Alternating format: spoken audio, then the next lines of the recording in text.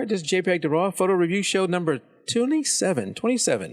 And we're finishing up the March 2018 photos. We'll be going on to April next time. But before we get into that, let's talk about how to enter.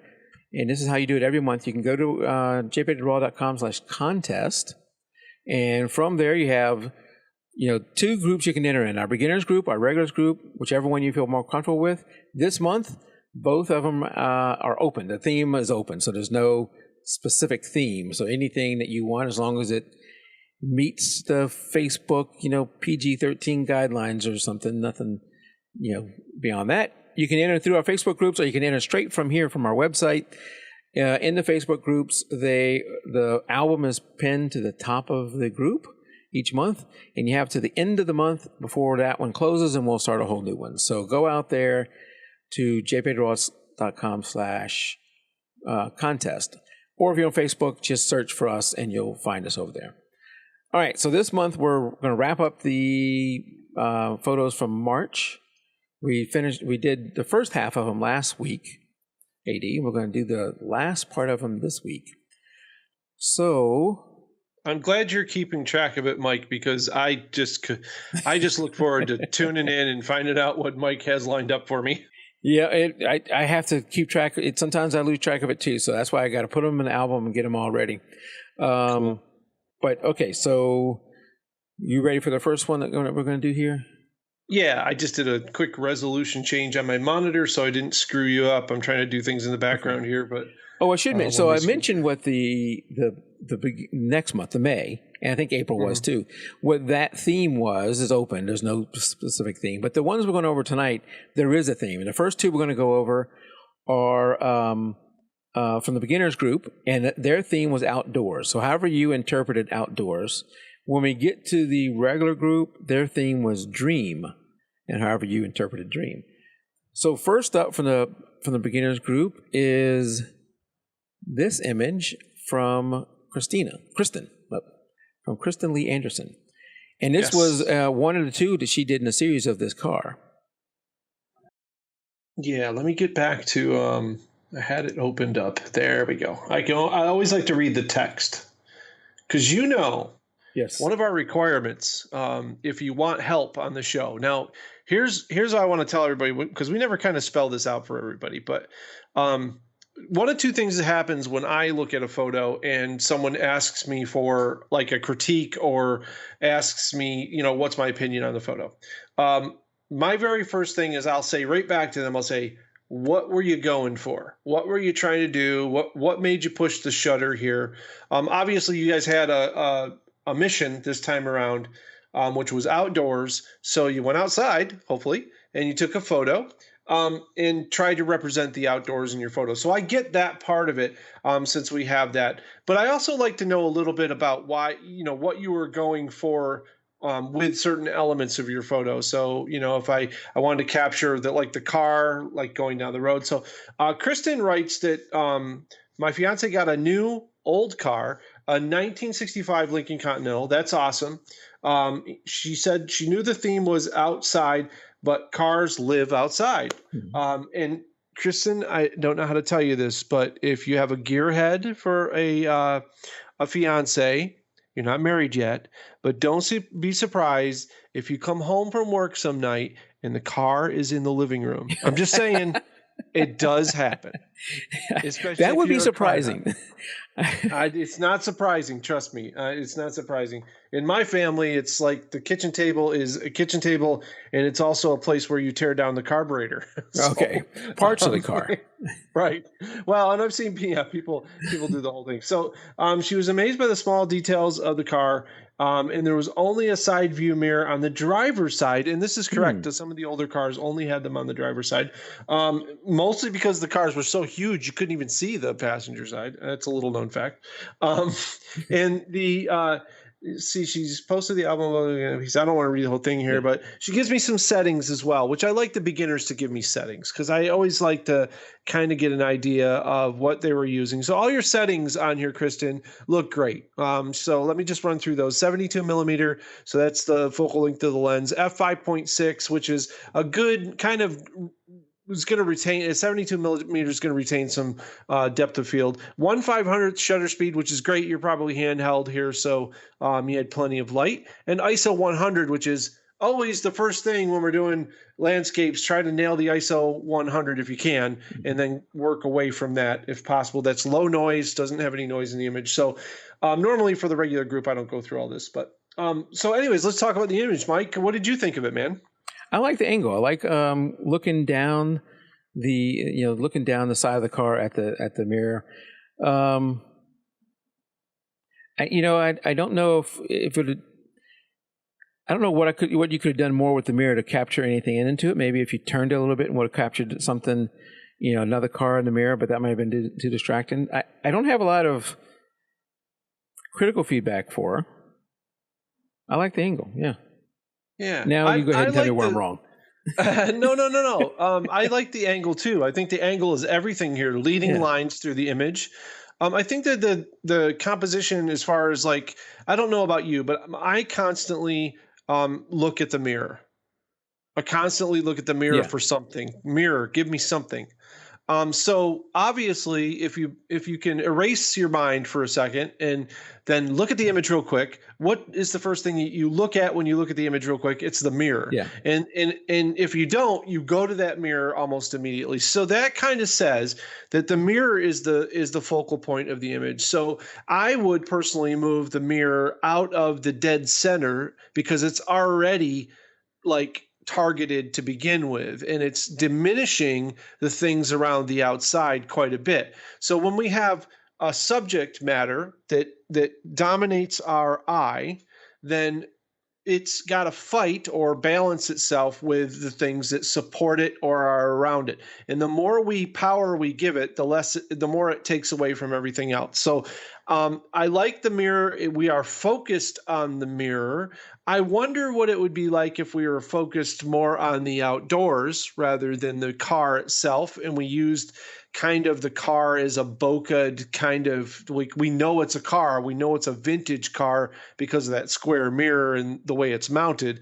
And the theme was outdoors. What happens if we put the background in focus and leave the car a little bit more out?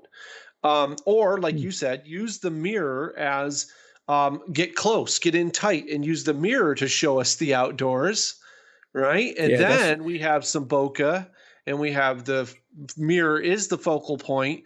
Tilt that mirror so we can see something, or get your angle of your camera so we can see like a tree or something like that. Just some thoughts here, but I love the tone. I like the vintage. So she did some cool stuff here. We don't talk about a lot. I like the vintage tone of the image and how it just kind of supports the vintage car look. Right. It's a little cold, so it doesn't represent like a warm summer day, which I often, when I think about vintage cars, I think of summer. I don't know why. Maybe it's just because I'm from the Northeast, and that's when we get our vintage cars out and run them around. It's usually only in the months that are nice. We don't get them out in the winter, in the bad times. Yeah, but the idea behind vintage processing is kind of to take you back to an era, right? So maybe this was, cars were outside all the time, and these nice cars were definitely out in the elements. So I don't think that, that I would focus too much on that. I think mainly with composition here and playing with the elements that you have, I think she could have experimented and done some more things with that. But I do like the leading lines in this. And I had a suggestion in Photoshop. If you want to screen share, we can show it, or I can just tell you my suggestion. Is it showing better? I think showing's always better, yes. Showing's better. I'm more of a visual person, so. Yeah, let me screen share here. Hopefully it doesn't blow up. Are you ready? Mm-hmm. All right, here we go. And start. Did it start? It did. Skype just always closes the window, and I don't know what I'm doing. All right. we got you, though. Okay, so a little trick. I'm in Photoshop right now.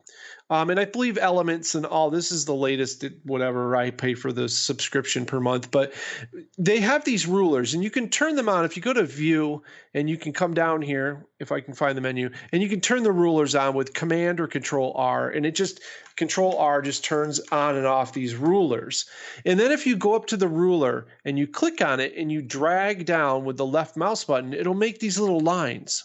And you can use these lines to check and see. Like the thing I thought the fence was a little tilty, and it was. So I used this line to just check that fence, just to make sure that I wasn't seeing things. So one of the things I like to do first is just have those lines so I know if I'm going to crop it, I'm also going to straighten it while I'm doing that as well. The mirror's tilted down a little bit too. Now this is nitpicky stuff for like when you're kind of looking around doing your border patrol and whatnot. If you're a landscape shooter, we almost always want to make sure that our images are dead level. It's just, if we tilt the image, we start to add tension to the image. So if I wanted to make this like the murder dude's car, or I wanted, I was doing like a cover of I might do this, it might be like, like, yeah, that's tension.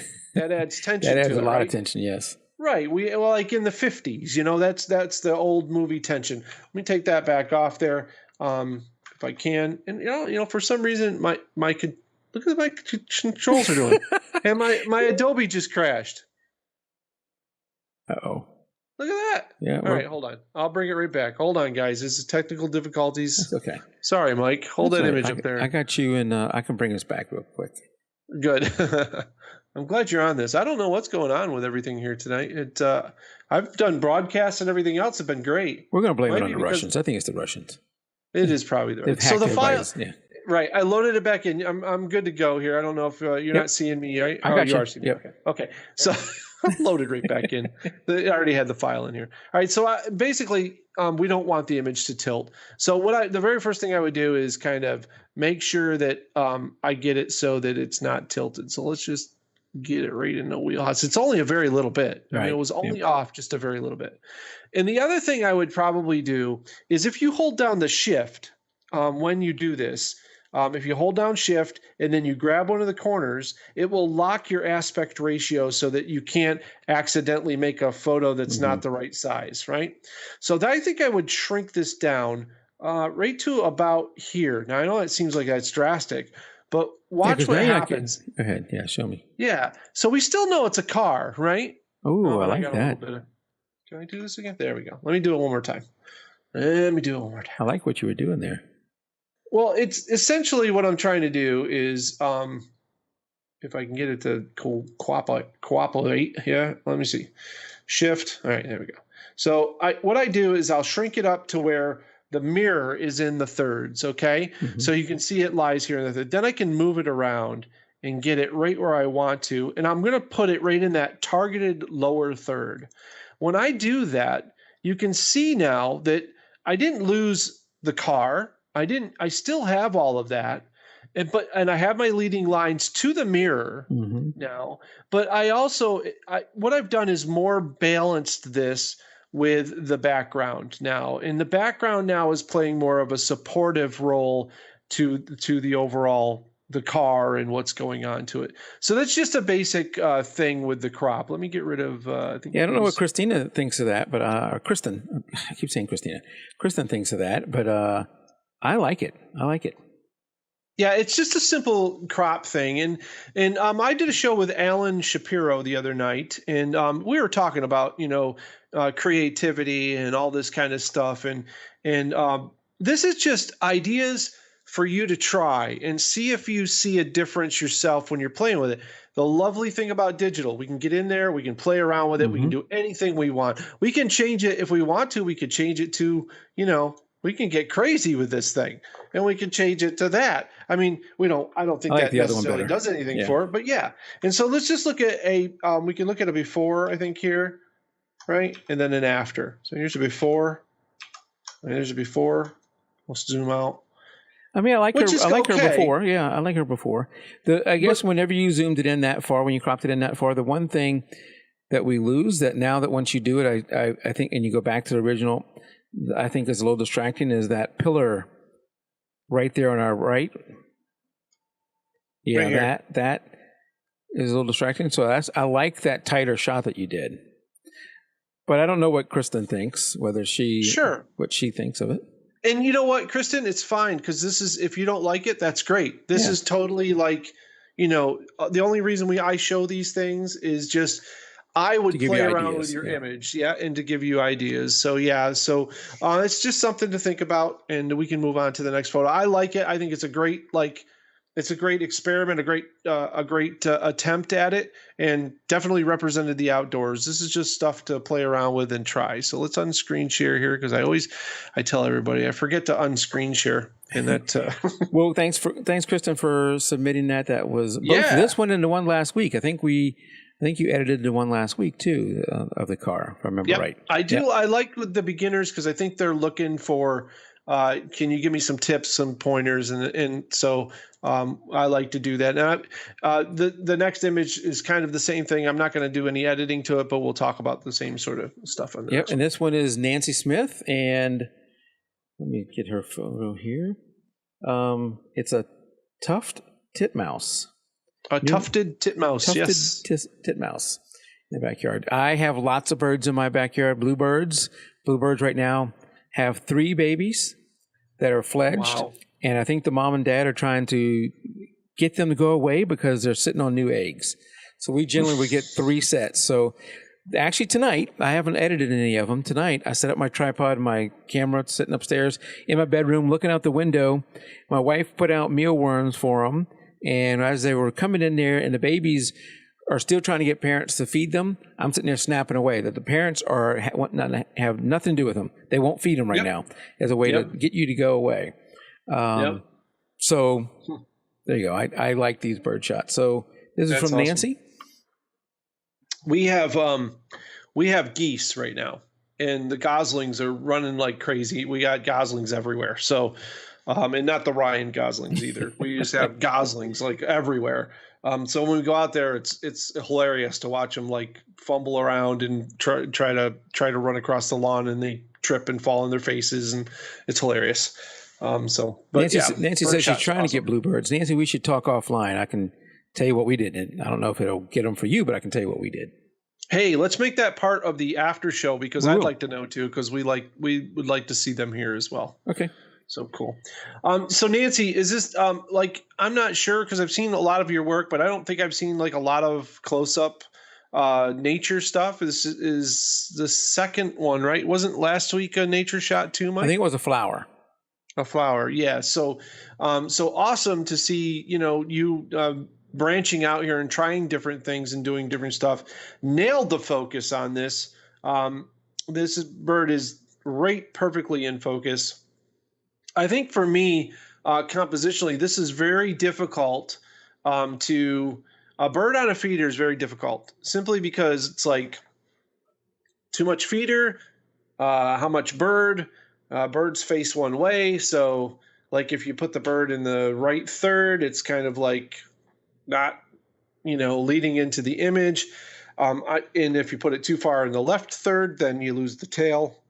It's a very difficult way to compose. I think the other thing you have with these birds is you need to have, especially these small ones like this, you got to have some decent shutter speed. She didn't let us know what the shutter speed is, but they're moving fast. Even when they're sitting there eating, they're moving their heads fast, they're moving around fast.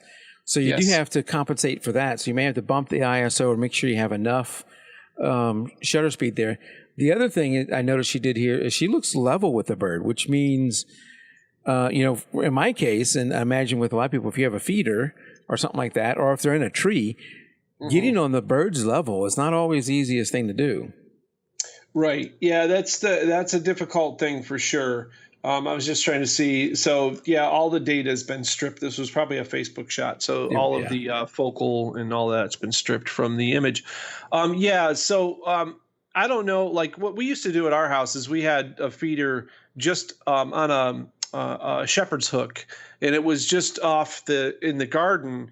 And so when I sat on my deck, I could just quietly sit on my deck and kind of camp out, and it was right level with our feeder out in the yard. So it was real nice because you didn't have to worry about that aspect of it. One of the things I probably would have done with this image is just again with the crop is it's a little tilted to the right. So you look at the feeder is kind of tilted a little bit. So I would kind of try to straighten that up. Now she's got a thing here where there is a fence in the background and the fence is perfectly level. So you can see this white down along the bottom. Right. So this might be a thing where you have to perspective correct this, which I would usually use like the uprights in Lightroom to fix that. So that you'd put one line going this way and then one line going straight up, and it'll make it perfectly right angled for you, and you won't lose any image quality or anything like that. And that's all part of, like, whenever you're doing shots like this, I always try to remove any of these weird angles, because even though you might say, well, I didn't even notice that, your subconscious notices it. So that's the thing that's the problem. Like, your picture can have all the right elements in it, and somebody can be like, yeah, but it just doesn't do anything for me. Wrong. And you're like, what? Like, I nailed it, right? And it could be something as simple as like some tilted lines, which are making them feel weird, which I know sounds strange, but it does. That's the effect that it has on people. So that's just like after the fact. You don't need to, like, it's great if you can get it in camera, but you'll probably drive yourself nuts trying to get it all lined up perfectly in camera. But if you can get it 99.9% of the way there, a little tweaking in post is always fine. And in this image, that's all I would do to this image. I really like the composition can't be done any better in the situation that it is. On a feeder is very difficult to, unless you have like a creative feeder of some sorts where you can, get it in the image. And it's very tough too.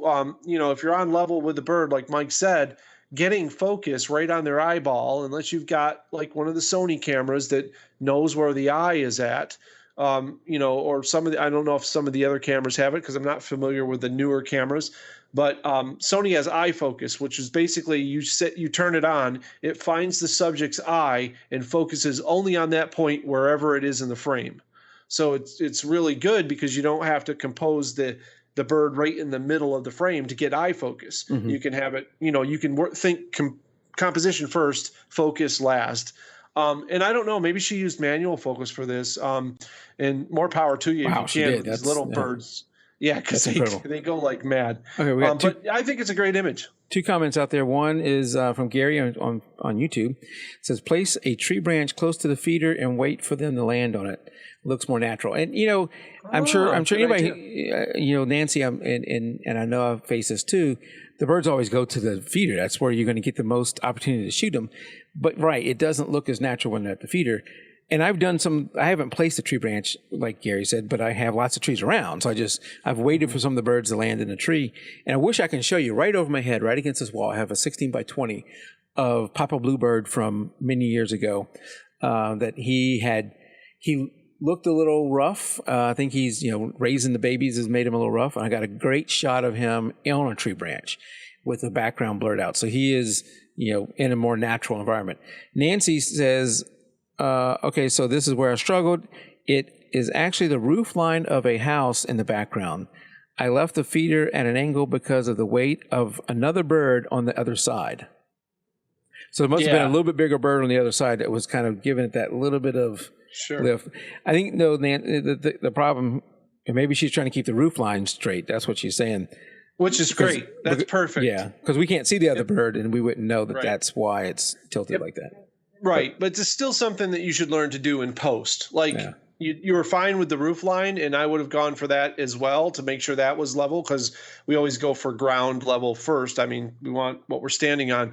But don't be afraid in post to work the uprights in Lightroom or in Photoshop RAW to fix the bird feeder. The whole world is not going to cooperate with you for a photo to be perfect. Sometimes we have to learn the post stuff just to kind of help out a little bit. So, and here's a tip for if you have a feeder.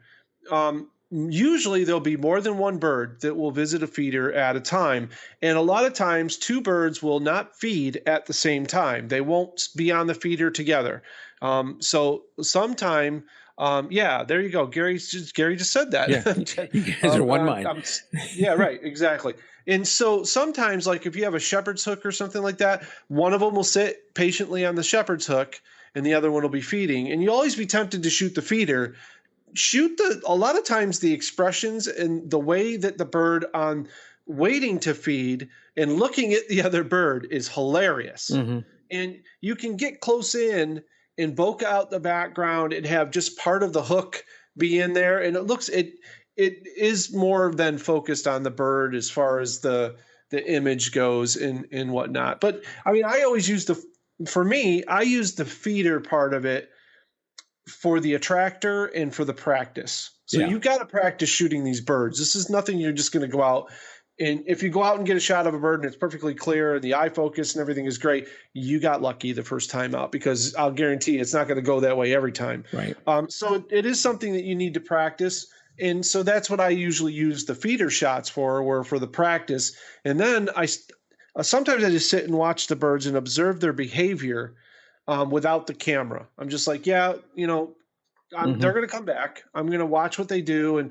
And so I've learned that, like cardinals, for instance, we put out feed. Cardinals like to feed off the ground. Yeah. They rarely like to go to the feeder. So now I know, don't wait for them to go to the feeder. The minute you see the cardinal fly in, start watching the ground and get ready, because they're going to go on the ground and look for seeds, and that's where you can get your shots at. So, I think that she did a wonderful job here. I mean, I've said this before, as far as I haven't seen a whole lot of these photos from her. And what I'm talking about as far as straightening and all that kind of stuff is just nitpicky stuff for, if you were to enter this in a contest, that is something a judge would look at, just all that sort of stuff. So all right, I know we're ready to go into the next one, but I have more questions. So okay, throw them out there. One of the things when you're shooting birds like this, or probably a lot of wildlife that moves fast, is you want as much shutter speed as you can.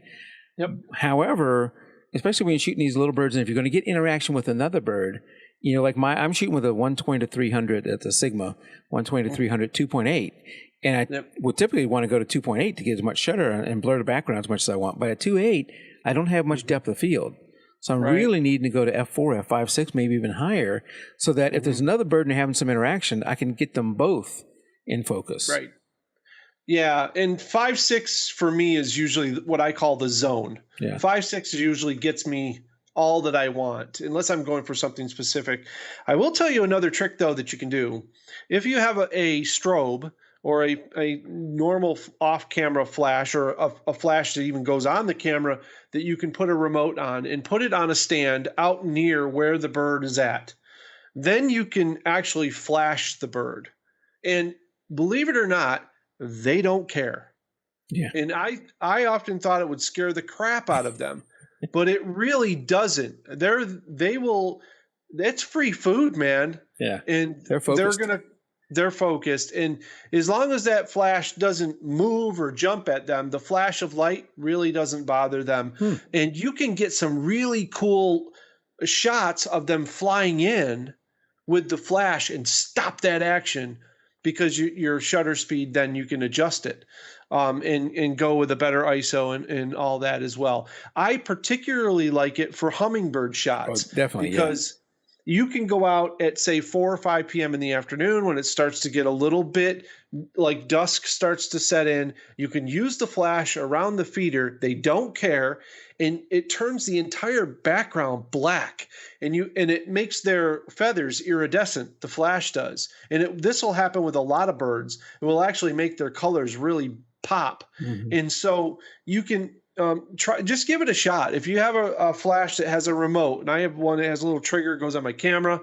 I think Yongnuo makes the 560 version 2 for about $150. You get 2 flashes and a remote that'll work from like a quarter mile away. It's ridiculous. And you can just use this thing to shoot birds, insects, anything that basically you want to flash on, and they don't have to be on your camera. It's totally remote at that point. Awesome. So, well, thanks, Kristen and Nancy, for these images from the beginners group. Yeah. They were a lot of fun to talk about. Absolutely. So thank you for entering those. All right, now we're going to move into the regulars group. And first up is this image from Millen. And again, as a reminder, in this group, the theme, we're switching from the theme of outdoors, which was in the regular beginners group, to the theme of dream in the regulars group. And what Millen says is dreaming for the past. Ever dreamed about having a button that you press, that if you press it, you can go back to a certain time and see someone or something? Well, recently had a similar dream about a person I miss a lot, so this gave me the idea for the second image this month. The idea behind this finger pressing the back button backspace button is just that, dreaming about the time that has passed that could be returned with a single button pressed. So cool. Yeah, cool idea. I like and I like the fact that this is Millen shared his process, right? I think that one thing we don't talk about a lot on here is we talk about cameras, we talk about ideas and creativity and things you can try. But I mean, he just shared like his thought process, which is awesome. He kind of, took the subject and he said, I got to come up with something for this shot. And whether it was last minute or it was, right off the bat, it kind of hit him like a eureka moment. His thought process is pretty clear there. And I think all of us have often wished we had a backspace button. I mean, unless you're the perfect human being, we've all made mistakes in our lives and wish we could turn it back and change something we've done. I think there's a great image for that. I'm not sure for me, and this is coming from an American, Millen, so please forgive me because we're the worst, and I get that. For me, it doesn't represent dreaming as much as it does something like maybe regret or, something, time travel, something like that. But that just might be me, or it might be I'm American. I don't know, and you have a different view on it, which is cool. That's fine. And I think he gave it kind of. I love the black and white process and kind of the dreamy look. The two dots underneath his fingers, I probably would have cloned those out. You see the next to the volume control there. I would probably clone those out. They're kind of distractive. They're just pieces of dust that were on there. I like the rest of the dusty keys, though. I think that's kind of cool. Looks like an old, an old keyboard. It's almost like old black IBM keyboard. One of those that's really going to click when you hit it. And so, so I wanted to just say the reason why I singled out the dust spots on this Millen is because I had the feeling that it was an older keyboard too, like an old mechanical keyboard, except there are no older keyboards like that have volume controls on them. So I probably would have cloned out the volume buttons on here and just totally, I think the other keys under your finger, the insert, home, delete, and end key, I think they're dark enough that they don't really distract. And you've really focused on the backspace. So you did really well on the composition here. To finish off the image, this is kind of like a concept image, right? That we get a concept of turning back time or dreaming. Take care of those dots, which are a distraction or a bright spot that leads your eye down there. And then I would clone out your two volume buttons there that are down there because they're not really conducive to a vintage style or an older kind of memories sort of thing. You got a good memories thing going here, which I like. So, all right. Yeah. All right. Thanks, Millen. Up next. Great as usual. Up next is the second image. We went over the puppy last week from Christina. And this week we have her image here with the butterflies. Hold on a second. There we go. There's her name. All right. She says, daydreaming. I took this image while at my desk. I was stressed out and feeling overwhelmed. I was daydreaming of just letting go of the stress and feel free. Yeah, every day, right? And I think that's the concept of the image is awesome. That she put some elements together here. Good for you for having your camera at work. Is that she said at her desk. I'm not sure. It could have been her home office desk. I don't know. Yeah. I really like the image a lot. There's some technical things with the image that I would work on. I would probably start with some bokeh issues to start out. And Mike, you can correct me if I'm wrong here, but just a suggestion of trying something. I get the depth of having some of the butterflies. Okay. Christina's out here and I can actually talk to her. So this is awesome. Yes. Okay. Christina, I want to ask you some questions. You were at home with your desk. So this was shot with, let me ask you technically, cause this is about we're open here, and we're very open about talking about how we make our images because it helps other people learn. So I hope you're okay with this. I want to ask you, did you create the blur around your wrists, or was that something that was done with a lens? Because I don't have your like how it was shot. To me, it looks like it was added, but I'm not sure if it was. So I'm going to ask you, and it's going to take her a few seconds to answer that question. So while she's talking about that, we're going to talk about something else. So one thing for me that's distracting is that brighter bokeh out. I guess that's a lamp or something. Maybe that's off there on our right. I would like to have just lost that one because I like the image too, but my eye keeps going over there, and I like to stay with the butterflies. Right. So a couple of things that would help with that, with all of that. And she's answered me. She said this was in camera, and she said that bugs her too. So I would have probably gone with a couple of suggestions here. And Christina, please try this. Do this image again and try some of these things just for an experiment to see if it looks more kind of real, believable, yet still dreamy to you. So what I like to do is create a very real looking image when I'm compositing and putting this stuff together. But then in my post processing, I will try to sell my story with it. So I'll tell the story with the elements, but I'll have the composition kind of, lend to that. So what I probably would have done is try to make your hands a little more symmetrical so that they're more in the center and not kind of offset so much. And that obviously we wouldn't have maybe seen the other light, or maybe that brighter light would have been better with your hands pointing at that brighter light. I don't know what it would have looked like over there, but that would have really drawn us to the center of the image. And then maybe shot at 5.6 or f8, that close up, probably f8, you still would have had some bokeh to see a little bit more of your palms, because right now it's kind of your palms are obscuring like your open hands a little bit more. They're not like, I want to see a little bit more of your palms here in your that part of your thumb, right? That we're not seeing. And sometimes you have to pose yourself, like you don't get it doesn't happen right the first time. And I know it's really difficult to do because, like, are you pressing the shutter with your nose? Maybe, I don't know. or timer. I've done that. I'm just gonna say, yeah, I've done that though. I press. I was thinking the same thing. How are you taking this photo? But you could have a timer or something like that. Yeah.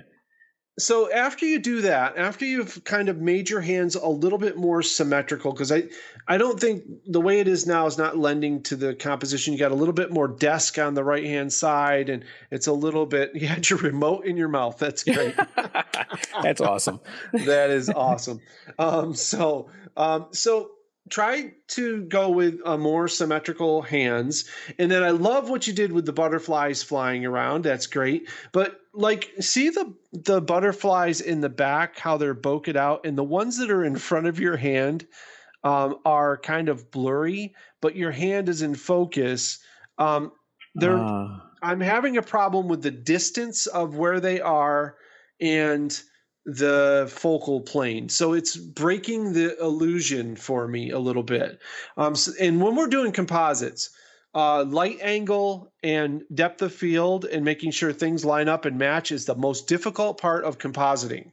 So that's something you should probably work on a little bit to try to get that to balance out a little bit more. I don't think I would have had them as bokeh out as they are, or if you want it to seem like they're bokeh out and in the focal plane, they would actually need to be larger than this large butterfly here, or they would need to be behind the fingers somehow so they look like they were, but I think you want them coming out of your hand. So I think I would have just made them a little more in focus, just a little. Some of the suggestions you had, she would have to reshoot, but that suggestion, if this is it's a composite, and she probably intentionally made some of those blurred out, she might be able to go back with this actual image and say, if your fingers are in focus, all of those butterflies that were within your palm should be in focus. And she could probably make that change with this actual image right here. Yeah, and then the butterflies that are up top, they could be going, each successive layer of butterflies going upwards could actually be going out of focus, and it would look like they're flying away out of your hands because they're flying into the out of focus field. Now, I understand during your process as you're making your photo, you're struggling for, I want to make it dreamy. So it's not only, you know, butterflies coming out of your hands, but it's also the look of the photo, right? So we have to be careful not to get the cart before the horse sort of thing. I would focus on the realism of it first, and then slowly add in the fact that butterflies are flying out of your hands is pretty dreamy itself. Yeah. So, you know, but then what I would do is in the post-processing, then I think I would add some soft glow, maybe some golden light, some of that sort of thing, warm up the image a little bit, tone the image, and that's going to sell the overall shot. And this is one of those photos. I always find one photo, right, in the group, and lately it's been Christina's photos. But seriously, Christina, if you want to, this is totally up to you, but I would love to do this for you, is send me the elements of the image that you have. We can set up a Dropbox or whatever, and I will make a video for you, a personalized video. That's awesome. And you can share it if you want to. This will be totally up to you. But I'll go through and show you these steps and show you what I'm talking about in the actual image. I don't want to take up, you know, we want to keep these fairly short, so I don't want to take up any more time on this. But that offer's out there. If you're interested in that, you can contact me. You know how to get a hold of me. We'll talk about it at the end of the show. But I hope she's interested in that, because I'd love to see that. And I have fun doing this sort of stuff, and would love composites are something I've done for 20 years. Back when I was not even on Photoshop, I was actually doing them on, I think, PC Paint back then or something. I don't know what it was. Yeah. So I would love to help her with that. But excellent attempt at this, and I love where she's going with composites. Are so fun. They are so fun, but they're very hard. They're very hard. Yes. All right. Thanks. Cool. Thanks, Christina. Christina. All right. Last image up is this one from Ebenezer. Not even going to try your last name. From India. All right. He says the photo is a shot in the confluence of the rivers Ganga and Yamuna. I don't know. The pilgrims sail through these boats. Sail through these boats to take a view of the holy places. The view of the Golden River during sunset, and the distant view of the bridge across the side seems to make a dreamy sense to the present month theme. Yep. Yeah, and so I had just a few suggestions on this one. One of the things we're careful with our composition when we're doing landscapes is putting the horizon in the very center of the shot, because we tend to then allow other things to encroach upon the image to kind of take the power away. So we usually like to put the horizon of the shot in the lower third, usually, if there's more detail in the sky, or we put it in the upper third if there is more detail in the foreground. With this particular image, though, it's not, I don't mind where it is. I think I would have cropped in from the left to get rid of the one boat on the left. I like the two boats, believe it or not, on the right, because they're leading into the image. So you can see that there's this trail of boats going to a destination, but the one boat on the right that's there right on the horizon is a distraction, and it's not part of the story here at all. So I would crop in on that. That's going to put your main boat more in the third here. And I think I would crop down from the top and up from the bottom and make it a more cinematic panoramic style image. And I think if he tries this, he'll see that the power of the image is much stronger. And if you want, Mike, really quickly, what I'll do is I'll download this image. You give us a sample?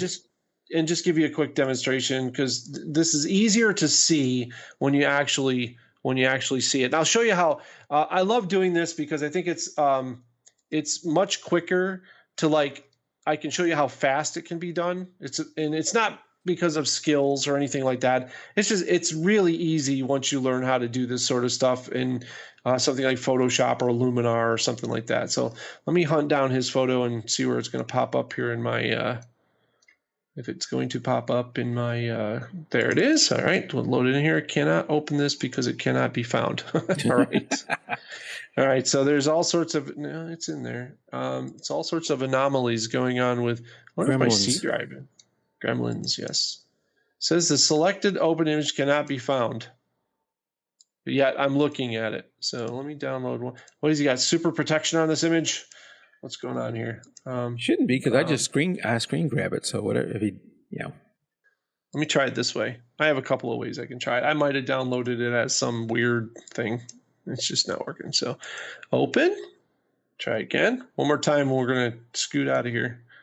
Yes, that one. No, it says I can't open his file. So you must have some sort of protection on it that I can't show you guys. All right, well, so I apologize. That's all right. That's all right. I got the general idea. I'm always better when I can see you do it, but I got the general idea what you were aiming at. Yeah, I could screenshot it and hack it, but I don't want to really do that to his image. So, but yeah, I think it's a beautiful image. I love the colors and the time of day and the silhouette. All of that is nailing it, and it's really down to just finishing it off with those few suggestions there. But then you can put, like I said, some glow on it or anything like that to kind of give it a little bit more of a dreamy thing. But it has a meaning of dreaminess to him. Mm-hmm. So I think just finishing it off with the strength of that and taking, turning it up to 11, so to speak, with those couple of changes would do it for sure. So right. Awesome. Well, awesome job. Thanks, Ebenezer. That was the last image we have for tonight and last image for the March images. We'll be moving on to April images later on. So yes, so before we head out, I want to do a few things here. One is, if you want to follow AD, if you want to, email him like we were talking earlier with Christina, if you want to email him, go over to theexplorographer.com. Who is AD? And That's then it. And down here is the contact form where you can contact him right there. On his homepage, and probably I think on every page, you have down in the footer all different ways you can follow AD. And then, of course, your store, which we show. You have Photo Tool store, where you have Lightroom stuff. You have Photoshop stuff. You have Luminar stuff now. And you have Aurora things. Is that new, or was always there? No, that's always there. So we have some Aurora tools as well. Yeah.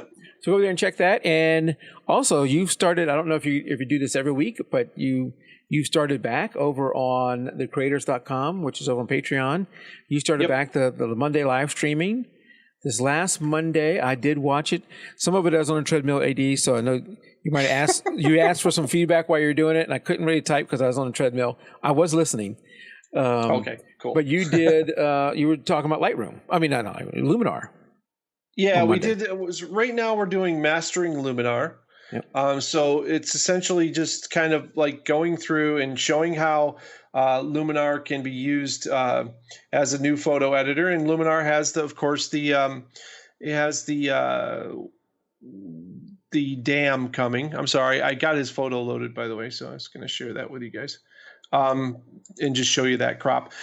So yeah, it's basically allows you to in Luminar to do what Lightroom does, and it's a photo editor. So we're just basically going through and showing you all the filters, showing you how to do all the tricks and use masking and layering. And Luminar can do things that Photoshop can't do. Mm-hmm. And it's just it's one of those things where I'm just doing a master class, and we've done Premiere. We did like a how to get going and doing Premiere. I think we're gonna maybe hit up Aurora HDR next and nice. Do a master class on 32-bit HDR processing in that. So and it might just be 32-bit HDR. So if you wanted to learn that, probably what Mike's going to talk about next is subscribing, which is only $1. To participate in these events every Sunday or every Monday night. And I also do I once in a while just stream out of the blue. I'll have photos that I'm going to process. I think I'm going to process my a bunch of my lunatic asylum photos live. So I'll just have and you see all the different tools that I use, from On1 to Luminar to Photoshop to whatever, but yeah, for $1 you can subscribe and you can turn it on and off as you see fit. And I do mentoring as well. So like the thing that I'm doing that I'll do here for Christina, if she's interested, you can gain access to that for by submitting photos, first of all, to this show. That's the main way, the easiest, the cheapest way. But if you want my personal help, like on a regular basis, I do a $35 mentoring setup, $35 a month, and we work on your photos. I give you challenges to do. We'll work on your photo business, your website, whatever, to move your whole process forward. That's what I'm a motivator is what I am. Awesome. So, Awesome. Now you mentioned the dam coming to Luminar. Have they announced a date on that? They have not, and I'm so out of the loop right now. It's ridiculous. But if you watch the show on Monday night, which I know you did, the changes that they've made to the PC version of Luminar are substantial. And the program, which used to be pretty much run my processor at 110% all the time whenever I used it, no matter what I used it for, now barely touches anything, and it runs like a dream. I'm very surprised at the optimization of the code and where they're going. As far as what they're doing with the dam, I don't know right now. And that's digital asset management, by the way, and it's the Lightroom kind of cataloging part of the program. I know that they have made an announcement that I can't talk about. Right. Just lately. But I will be able to talk about it soon. Okay. Okay. And for me, that's a big thing. Like, I tend to take a bunch of photos when I go out and take something, either wildlife or sports. So I like the Lightroom digital asset management and how my workflow through there. So losing that is difficult for me to make that change. So I really would be excited when they add that to Luminar. For sure. I got this. I just want to show you guys really quick because you're still here. You get bonus content. Bonus content. I did make bonus content. Let me share my screen, Mike. I did make an edit to his photo because I found out it was a file name that kept me from loading it in. So here we go. We're going to share screens right now. Boom. There we go. I was late on that. I apologize. I was fast. I always have to press 2 buttons. So this is what I was talking about. So a simple crop here makes it a more cinematic image. It draws us closer to the subject, allows us to retain the horizon line in the middle. We're closer to see the boat, the bridge, and the other 2 boats. And now it's very broken down as far as subject matter. It's really the boats and the sun and all that. So that's what I wanted to show. Do you have it where you can before or after? I would think it might allow me to do a few befores and afters. I did remove some spots, some dust spots in a boat. So let me so here's the before, right? Yeah. And then there's the after. Oh, yeah. Yeah, definitely. So if you see what I did here, there's a dust spot right here. There's a boat right here. Basically, I just healed. I went heal, and I went heal. So easy, so fast. That I brought the horizon down to there to the third. I brought the horizon up and and put this line right here of the water right in the center. And I can use this little block right here to find out where the center's at. I brought that side in. And then remember that boat that's over here?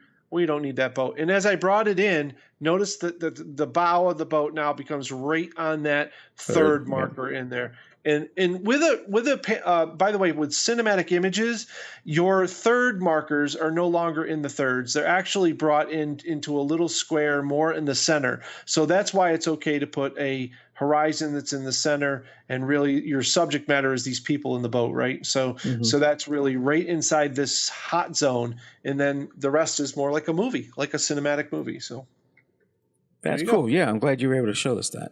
All right, let's pop out of there, and you can finish off. All right. The last thing I'll say is, if this show is live here on Facebook and on YouTube, but if you want to subscribe to it, it is over on iTunes, video large, video small, on YouTube, and on Vimeo. We only put a video version of this one out. There's no audio version. But you can subscribe to it through any of those ways. Definitely, if you're watching on YouTube, you should subscribe to the YouTube channel. So that will do it for this week. If you haven't entered for May yet, what is it, the 27th? We got like 3-4 more days left for you to enter. So hurry up and get your entries in before the end of the month, or if you don't make it, just do it next month. All right, so until next show, keep shooting. Good night, everybody. Bye.